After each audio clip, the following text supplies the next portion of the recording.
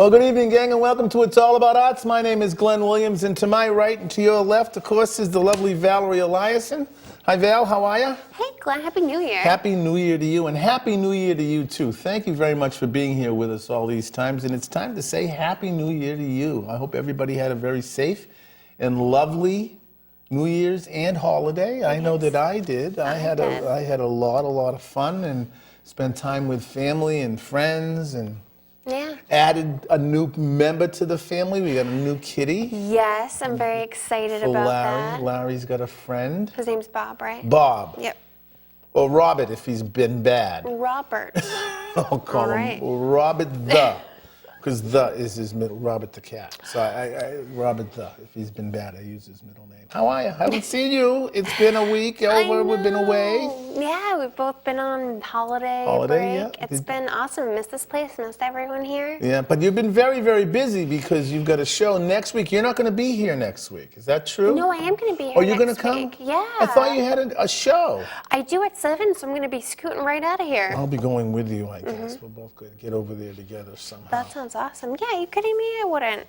I thought you weren't going to be able to make the show because you've got a big opening. Yep. Talk to me. What's going on? Where's it going to be? Yeah. How do we get there? Do we have to buy tickets in advance? No tickets. Reserve tables? I don't think they take reservations. Where are you going to be? You can try. So this is really big for me, partially because I haven't had a show in such a long time. But this is my first solo show. So it's going to be at the Lower Depths in Boston, which is on Comm Ave, right over in Kenmore Square. The Kenmore Square area, okay. Yep, it's a great bar, restaurant, and they have graciously lent me their limited wall space that they have. They just started a few months ago doing this theme called the tiniest art gallery in Boston in Kenmore Square. That's kind of cool. So these two little walls right by the window. Not a lot of space, but I mean, if you have even just like 1 square foot of space, you got to put art there. You got to put art there. Yeah. So they started lending out, not lending out, but asking local artists. Featuring to artists, come, yes. Yeah, and feature artists. So I'll be their third show that they've had there. Is a small amount of space, but it's going to be really fun. My friends and family are going to come and have my art up. And well, we'll be there. Yep. It's All About Arts. We'll absolutely be there. We support everything that our family does, and that's really kind of cool. Yeah. Have you been working on new pieces? Will these be pieces that people will be seeing for the first time? They are, yes. Oh, very cool. Yeah, so brand new pieces. Definitely have been under the, putting my nose to the grind, is that the saying? Under the thumb. Under the thumb, yeah. But I was talking to the great general manager of BNN today, and we were talking about that, and he's got a gig. He's a great jazz singer, amazing jazz singer, Curtis Henderson. And we were talking about getting prepared for a show and stuff. And he's booked himself a show coming up in a few months, and he's got to get in there and rehearse it. That's the kind of thing. If you book it, you got to get it. You got to get ready for it. Yeah, it's like when I feel like it was yesterday when I told you about it first time on the show. Now it's like, well, I have to do it. I already told everyone. Everybody on television. Knows. Everybody knows now, so you got to get it done. What's the address? That's a great question.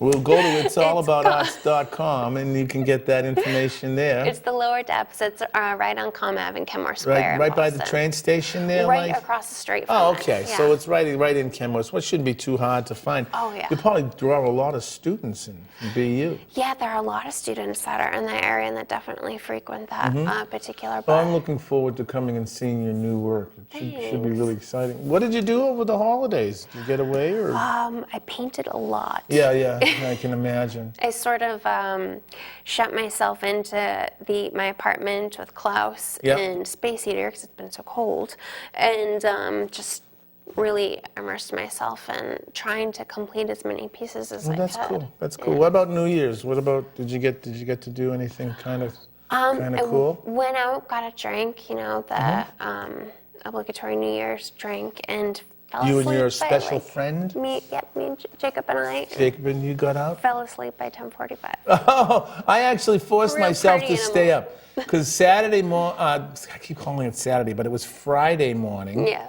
Friday morning, the super producer Janice and I got up very, very early and got on the road and drove up to Saratoga Springs Nice. to my sister's house where my mom is and spent a couple of days there. That's awesome. It was very, very nice visiting with them, and that's where we got Bob. Yes. Bob was, the reason Bob's called Bob is because he is a Bob cat. He's part Bobcat. He has the face and the pointed ears and the body. He's this big and he's 6 months old, so he's gonna be another monster. Larry better get his chops in now because Bob the cat is gonna be upset with him later if he keeps it I up. think they needed each other. I got to meet Larry for the Yeah. first time, and he has a lot of energy. He jumps up this high off the ground. He sneak attacked me Yeah. when I wasn't looking. Yeah. But I don't think he's attacking. I think what he's it's doing is he's playing. playing with He's you. playing, yeah. I think if he attacked you, you'd know it. I think so too. We're back at school at Sacred Heart. It's very, very glad to be back. I had all my young kids today. Yeah. They are all very excited and happy about being back at school. It's cool to see young kids glad to be back at Yeah. school. I mean, especially I have the babies, 3-year-olds today, and they're all excited to see their friends again. Yeah. Glad to see Mr. Williams again. Of course. And all that. So it's kind of fun. And we've started doing collages. Ooh. Now, what they're doing is I'm asking all of the students that I have to think of a theme and make a collage out of it and cut Okay. things out of. I have a big pile of magazines and different things for them to kind of work from. And one of the things that surprised me kind of was that a lot of them didn't necessarily want to cut out pictures of candy or puppies and dogs Yeah. and stuff. They wanted to cut it so that they could match the colors so that they could make something out of that. So they were like, you could really see them trying to find some more blue, or trying to find some, and I'm saying this is fascinating. Like a mosaic kind of? Yeah, trying to make a little mosaic. And one of the rules is it can't be any bigger than the palm of your hand. Okay. So I actually found, there was one 6th grader who was getting as much blue as she could, and she started slicing it into little strips. And she's gonna stop. It's gonna be fascinating. This is gonna be a that's great month. Yeah, I'm real excited about it because with the way curriculum works, where you have every kid in the school, you can't do one thing for this grade, another thing for this grade. Everybody's kind of on the same theme for this unit, and so it's great to see the progression of it. That's so cool. Yeah, it's going to be a lot of fun. I always like doing collages with them. Janice is a great collagist. So. Janice is awesome. Yeah. Love that. Yeah. We have your painting. Thank you so much for your piece. Yes. It's got a prominent spot in the house. I'm really excited about Yeah. that. Love We my missed bunny you socks. Christmas Eve. I know. I missed you guys too. We had everybody in. There was all kinds of musicians and artists in the house, and it was good. We kind of jammed in the living room, got out the guitars and played a little bit. Our family was very all over the place last minute with people coming in that that's weren't expecting. Oh, to that's be coming exciting. in, I so like when that it was, happens. It was exciting. Yeah, it was good. Did you go out west? Did you go home to Sturbridge? South, Rhode Island. Rhode Island. Yep. Okay. So, Well, that's kind of a meeting spot, I suppose. You can, Yeah, not you too can bad. zone in that way. yeah. I did make it on New Year's Eve to the Midnight? midnight. I did watch a lot of the Marx Brothers and a little Three Stooges. Yeah. But I did get to see the Times Square, and I was getting this down. I was thinking of Becky because we were just down there, So it was kind of fun to do that. That's awesome. Yeah. We've got a great show tonight. Yes. We've got a couple of artists that have come in. They're going to talk about their work. They're in the gallery, so we're probably not going to go out to do the gallery shoot tonight. I think that we're going to have a closing, I think, later on.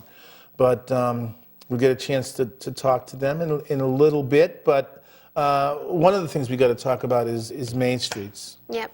We start another calendar year with the support of this great organization. I can't get over how much impact this organization has on communities. Yeah. And it's not, you know, the original thing was revitalizing it and kind of cleaning it up and getting more stores and this stuff.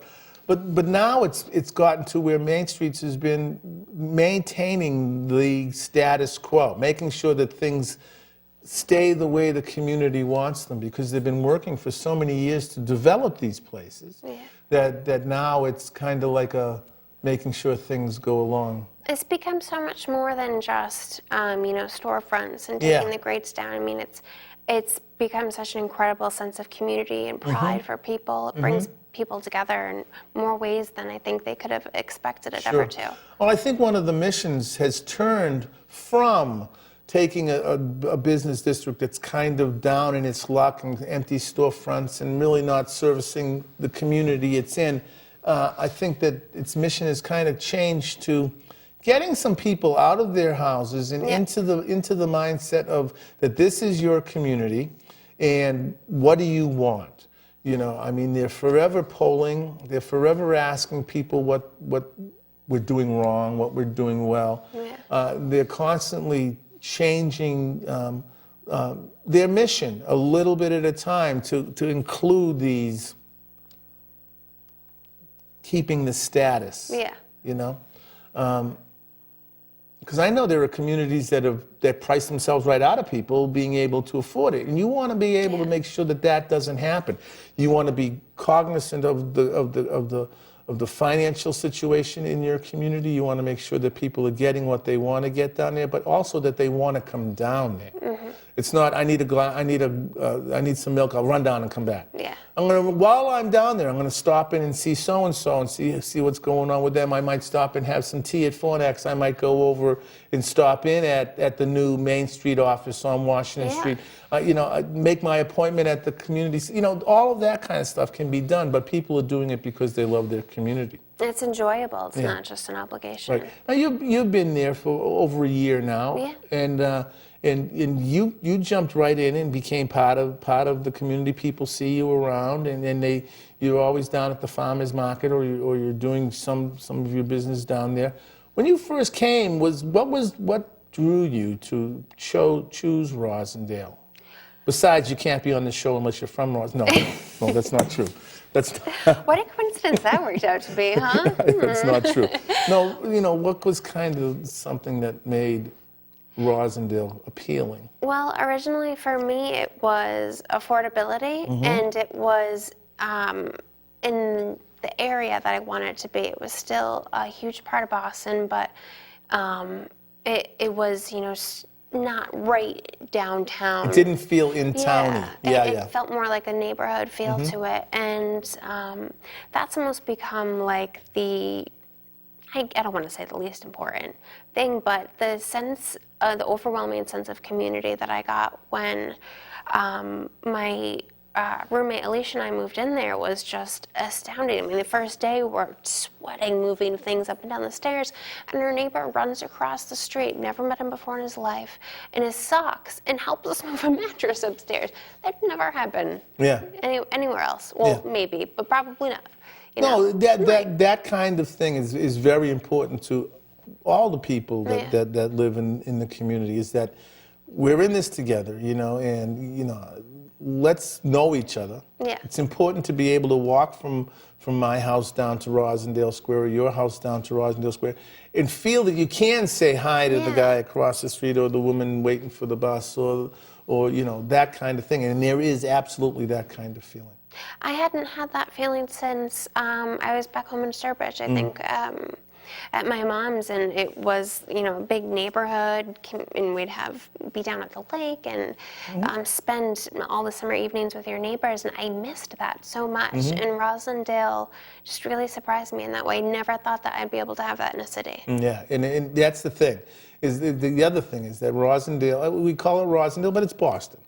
It's one of the communities in Boston. Boston has 28 communities or something like that. There's a lot of, there's the Dorchester, there's all Roxbury, there's all of West Roxbury, East Boston, there's all these parts of Boston, but it's still Boston. And the fact that you can walk down the street from your house, get on the commuter rail, and you're in town, you're in Copley Square, you're Back Bay or South Station in 18 minutes is kind of a really cool thing. Yeah. So we're so proud of our affiliation with Main Streets. We've been good friends with them for quite a few years now, and and we say it every week, but I think that it's really, really important that we do. That if you see somebody in a Main Street T-shirt and they're manning a table at the farmers market, or they're hanging signs for a Meet the New Neighbors meeting that they're having, or there's going to be a community meeting about whatever. Open studios, Porch Fest, whatever's going on. Thank them for Val and I, because they've supported this show for quite a few years now, and we feel at home and so comfortable with their support. It's been great. Yeah, they're awesome. It has been awesome. The other thing that we'll talk about for just a quick few seconds is this building we're in. It's awesome. It is too. It's all we have it awesome.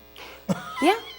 I don't think we can say awesome enough. No, BNN, Boston Neighborhood Network, is the cable access station here in the city. And it's a place where you can come and do television broadcasting. It's a place where you can come and do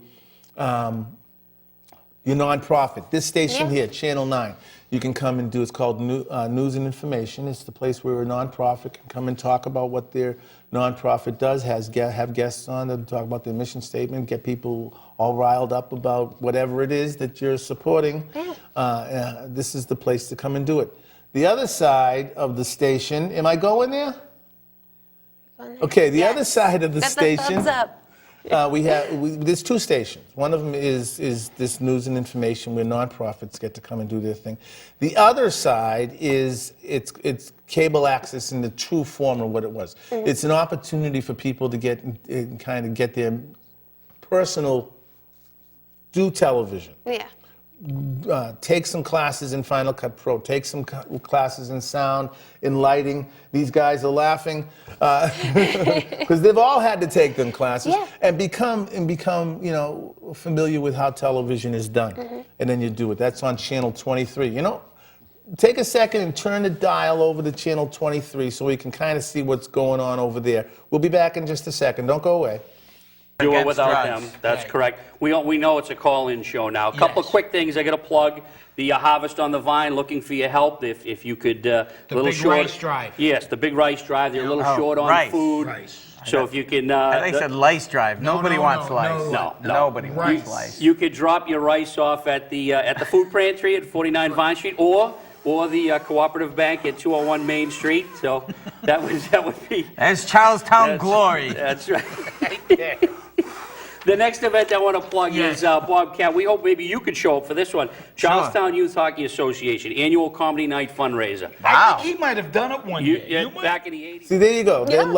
Charlestown Live. All the little parts of the community, all the little parts of Boston can do these programs just like that. So if you're interested in doing that, come in here and taking some lessons on how to do the production, how to run the cameras, how to interview, how to run whatever it takes to be doing a television program. The easy way to do it is to go to www.BNN-TV.org. Click on Janice Williams. Or Jim Atwood's name. Those are the two cats that know all about what's going on here in this building. Yeah. And come on in for a tour, or come in for orientation and check it out and see what you might want to do it. Come in and join the family. We do it every week, every Monday here.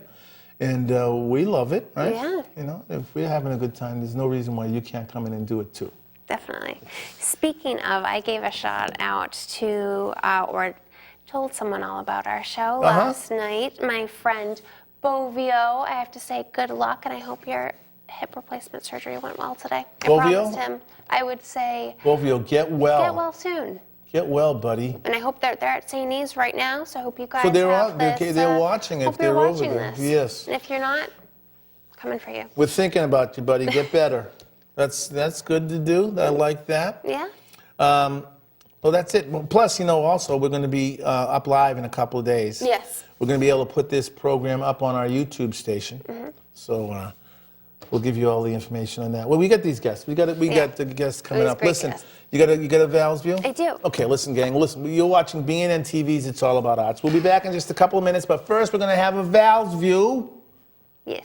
First one of the year. First one in We're very 2016. excited. Listen, gang, you're watching BNN-TV's It's All About Arts. My name is Glenn. This, of course, is Val. We'll be back in just a couple of minutes. Don't go away.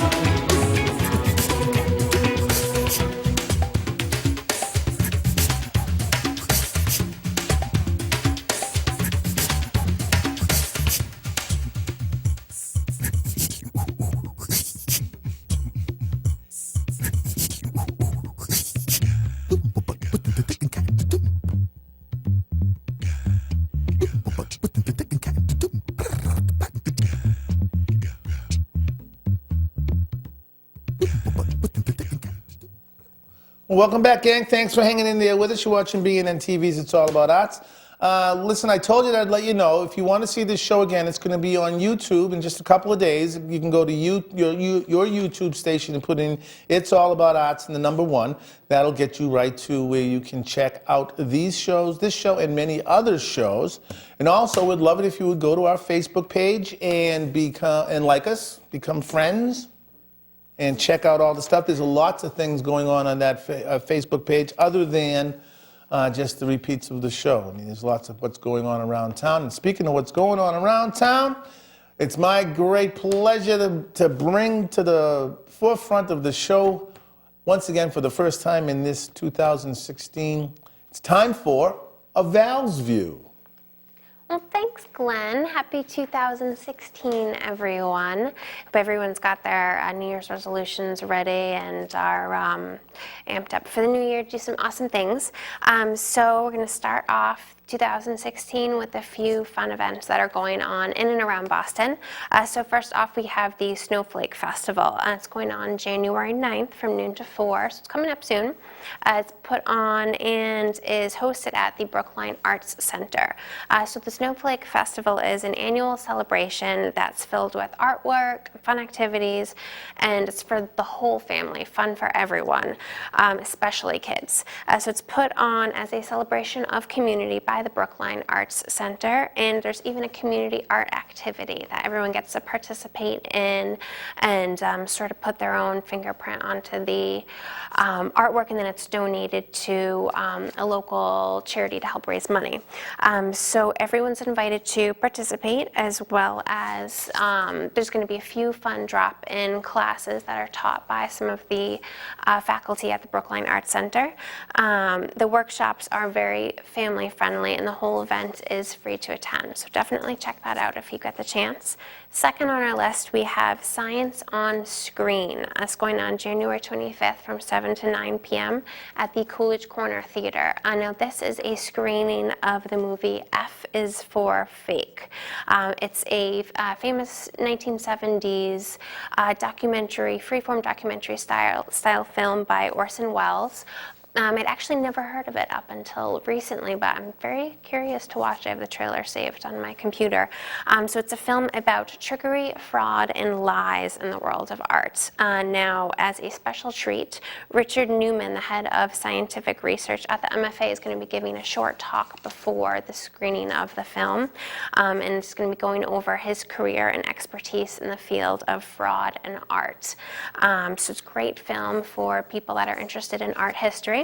So go see that if you have the chance to. It's coming up in a couple weeks. And third on our list, I know I do these pretty frequently, but I really do enjoy the craft gatherings, and the Beer Summit Winter Jubilee is no exception. So this, of course, is a 21 plus event. It's going on the weekend of January 29th. So it's January 29th and 30th. It's Friday and Saturday from 5:30 to 9 p.m. on Friday, and then there are two available tastings during Saturday that you can check out. It's at the Park Plaza Castle. Now the Winter Jubilee is a craft beer tasting with over 50 brewers and 200 different kinds of beers. These are from beers you've heard of or beers that you've never heard of before. But if you're interested in hops and barley and all the fun things that make beer unique and crafty, definitely go check it out. So this event has started in 2002, and it's gotten bigger every year. So if you're interested, go definitely head down. You do have to get tickets. And yeah, it'll be really fun for everyone 21 plus. So definitely check those out if you get the chance to. We're going to take a short break. It's always my pleasure to bring to you the fun events that are going on in and around Boston. We have two really great, spectacular, fantastic, talented, just great all-around artists coming up. So don't go anywhere. You don't want to miss that. It is a really good 2016 episode that we're kicking off the year with here at BNN, and it's all about arts. So we'll be right back. Don't go anywhere. We'll see you in a few minutes.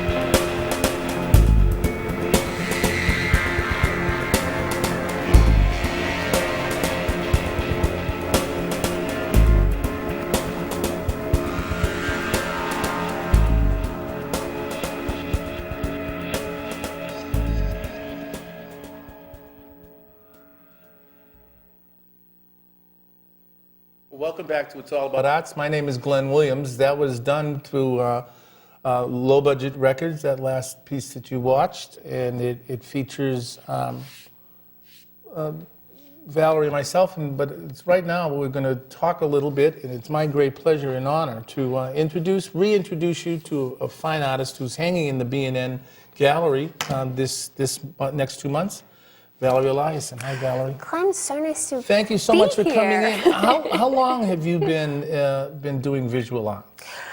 Geez, ever since I can remember. Well, did you start? Was it something that started in school, or is it kind of something that you just kind of found that you had a knack for? Probably something that started really early on in life through little, I mean, even all kids doodle and draw, but I found myself taking to it and just really sticking with it.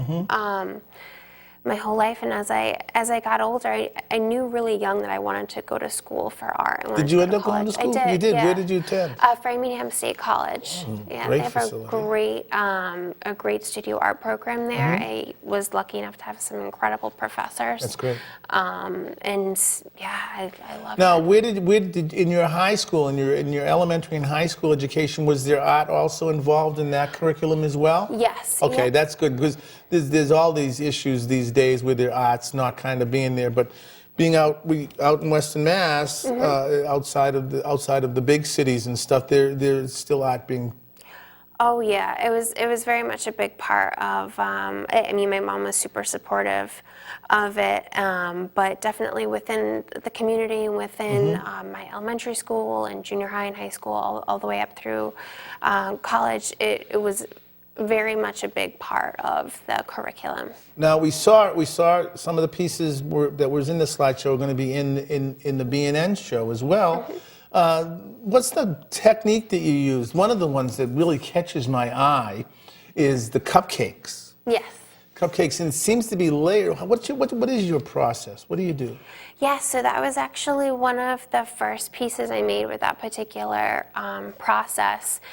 It's a stenciling process Okay, yeah. that I got into through a friend of mine who's also a local Boston artist, Kenji, and he bases it off of a lot of his own photographs, and he takes them and plays with them in Photoshop and turns them into stencils, and puts different layers down, cuts out very finely with an X-Acto knife, and spray paints the different layers and colors on. The part that you like in particular that you pointed out to me is the resin epoxy. Yes, it's very thick and it gives it this Yes. dimensional Super feel. glazed. Yes, and- yes. I love that. I actually got that at Home Depot in just the Just paint section. just use it Yeah. as. Have you found that your art has taken a progression through the years to where now it's kind of like signature-ish a little bit? Definitely, I do. And as much as I enjoy it, I'm really looking forward to trying other styles and making a name for myself in other styles as well. But I definitely find myself sort of leaning towards like a bold, sort of iconic, nostalgic images, colors. Kind of like the sneakers. Yep. And you use a great image from The Wizard of Oz, I saw in Yes. there too as well. They're not all epoxied though, are they? Not all of them, no. There are some pieces out there that aren't epoxied. When it dries, it's very heavy. Yeah. So depending on the look I'm trying to get and whether or not I have the ability to hang such a heavy piece, I decide whether or not No, you to. have to think about that. I mean, is it a piece that can be handled? I mean, if you're dipping them in a vat of this stuff and putting many layers, how long does it take you to do a piece, and can you work on a couple of them at a time? I can. I never saw myself as someone that could work on multiple pieces at a time until recently. Yeah. But it takes, depending on how complex and intricate the stencils are, it can take anywhere from a few hours to a few months to do a piece. Okay. Some of the bigger ones have taken me upwards of like 2 or 3 months. Really?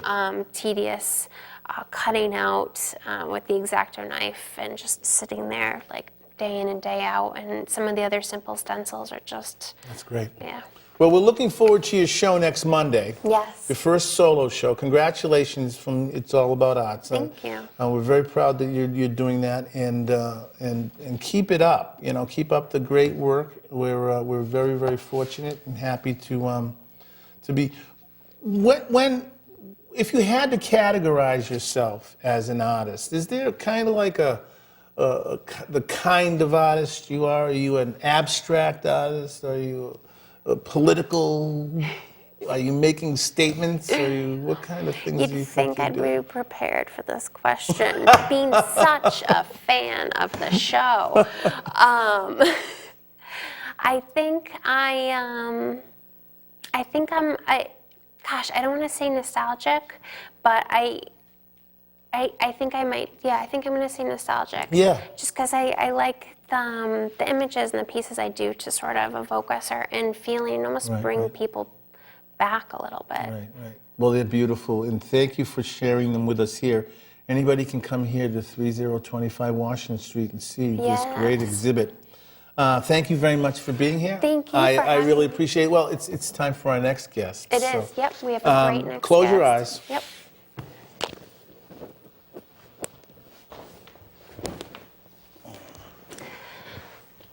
All right, welcome back, everyone. It's All About Arts. I'm Val Eliason, and to my right and to your left, we have Glenn Williams here. Glenn, thank you so much for joining us. Thank you, Val, for having me. It's our pleasure. You're such a wonderful artist.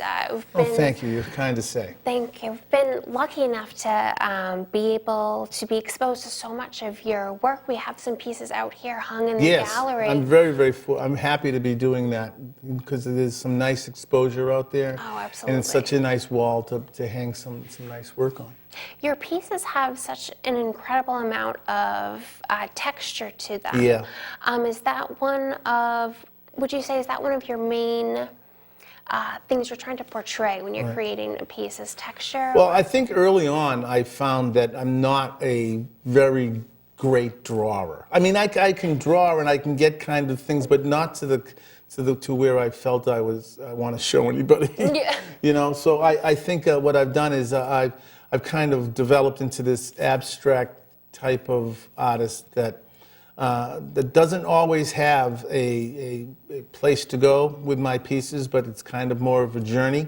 That's not to say that I don't map out a lot of the pieces, Yeah. you know.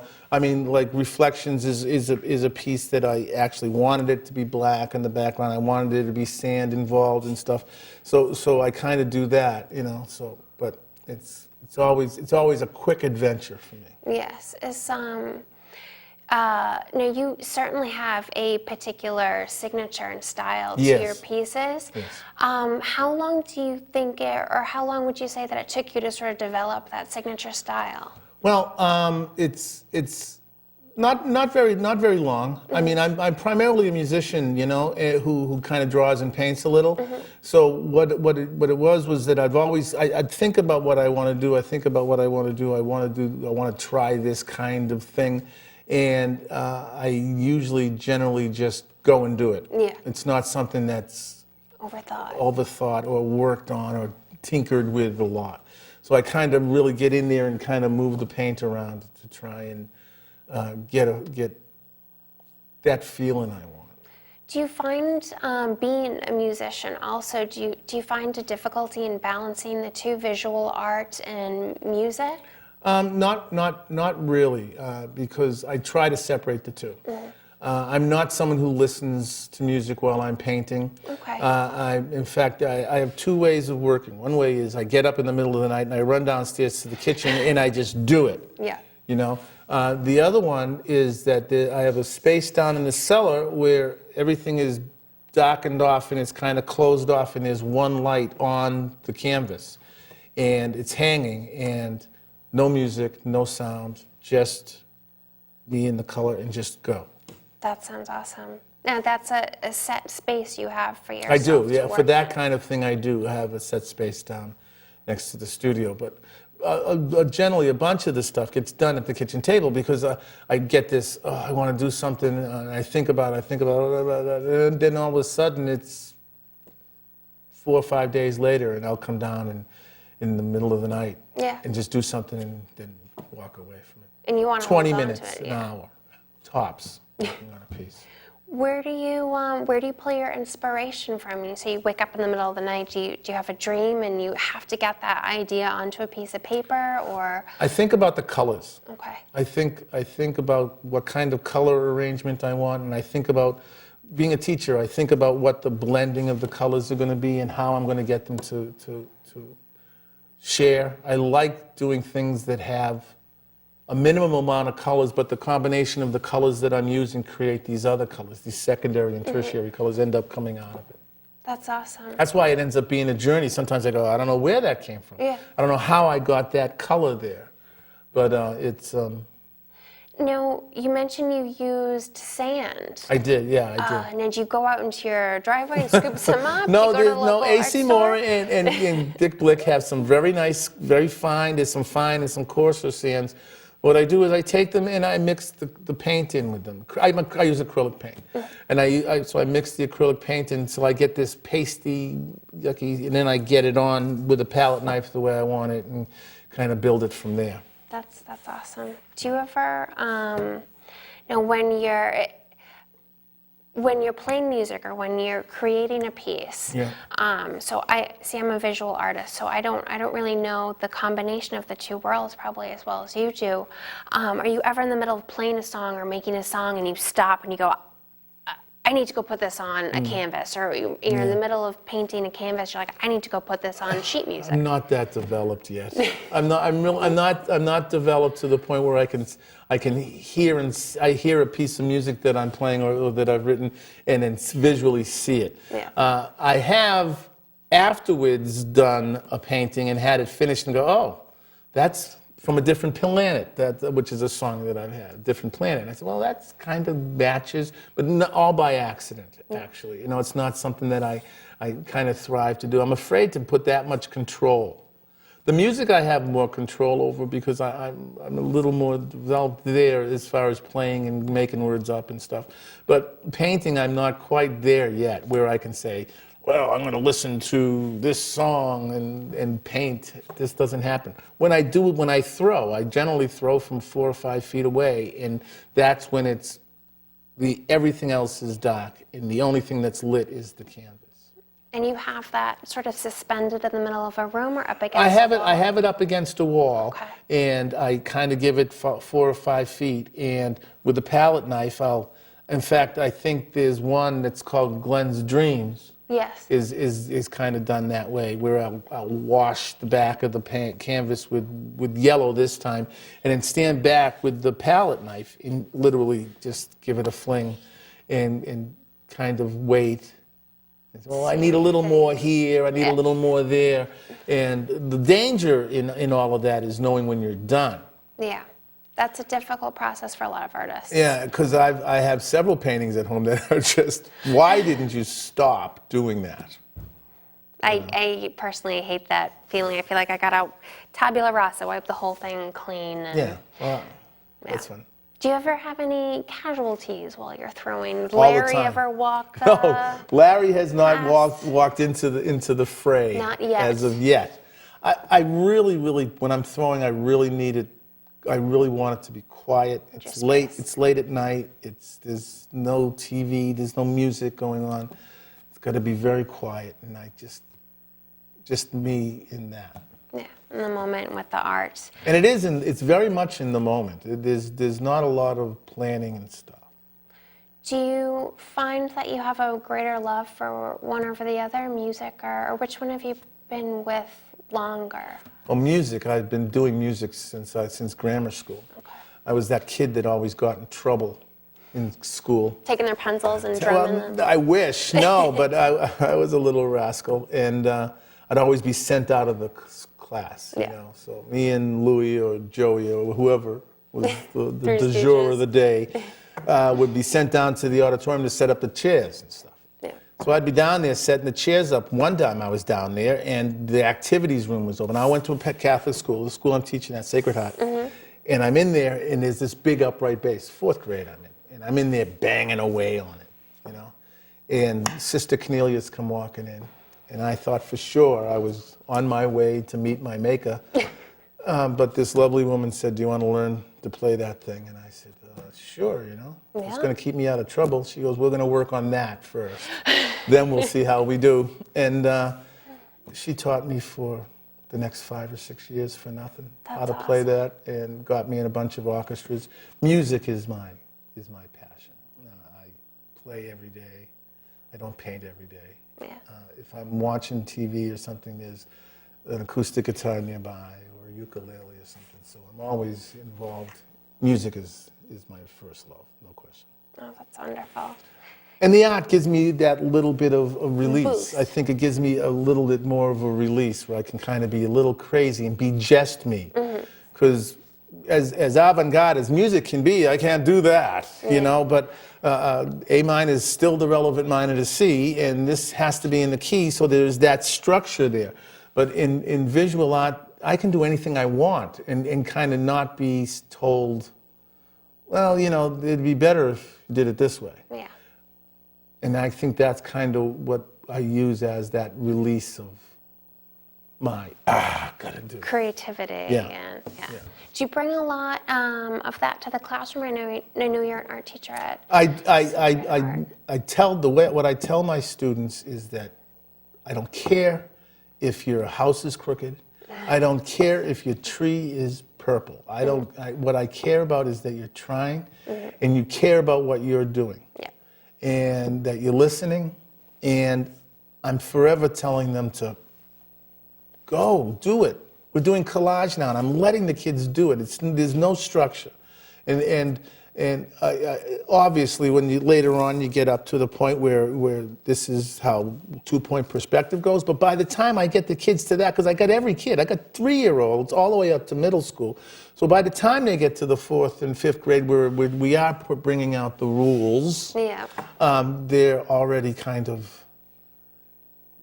I can put this way, I can do this that way, and they're creating some incredible thing. Not because of me, but because of the talent that they have, and you're not, you know. I'm sure you inspire a lot of the creativity. This is how orange is. Brr. No.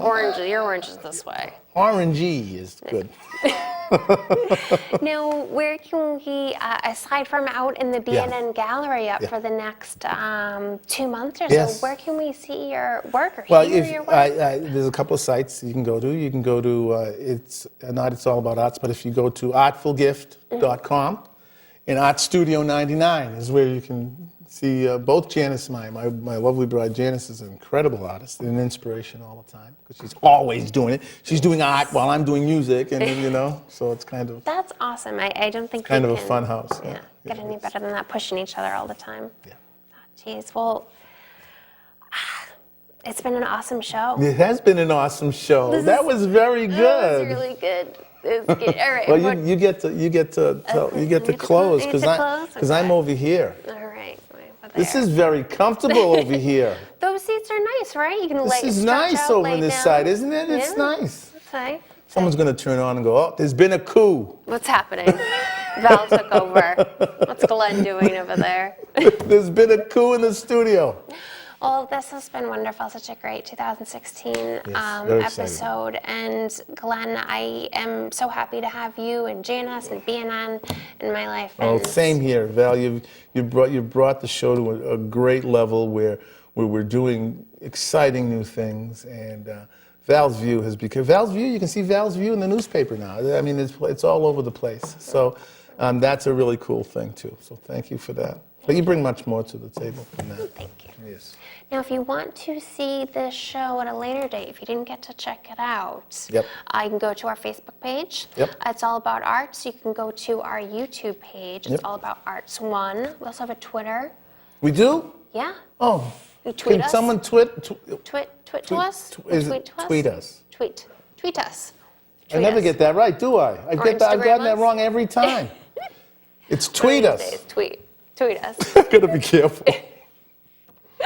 So this show will be up in the next couple Wednesday. of days. Yeah, I'll be up by Wednesday, I think. Sure. To see our smiling faces if you missed it. Bovio, I hope you get better soon. Yes, get better. And if you want to learn more about the show, be a guest on it, like Glenn is right Yes. now, like I was earlier. BNN-TV.org. Click on Janice Williams or Jim Atwood's name. Jim Atwood, BNN-TV.org. Or if you want to call in, you might have missed it today. Missed it but today. if, We weren't taking any calls. That's next Monday, if you want to call in, well, Glenn and I are up here with some other guests. 617-708-3290. You know, they Don't call now because we're leaving. Yeah, we're heading out. They stick the sign on the bottom of the camera for us, but Yes, I but- can't say that far away. So it was wonderful. Thank Thank you you. so much. Thank you so much. It And was a always, pleasure being here. Like you like to say, and I think is a great message to keep in the forefront of your mind, are fathers, mothers, sons, daughters, nieces, and nephews, aunts and uncles, cousins Everybody. on foreign soil. On foreign everyone. soil, please. Do something artful. Do something artful for them. Keep them in your thoughts. Let's make 2016 the greatest year ever. Yes. Not that 2015 wasn't cool, but that's over 2016 now. can be good. Onward. Exactly. Thanks. All right. We'll Okay. catch you next week. Bye, guys. Thank Bye, you. guys.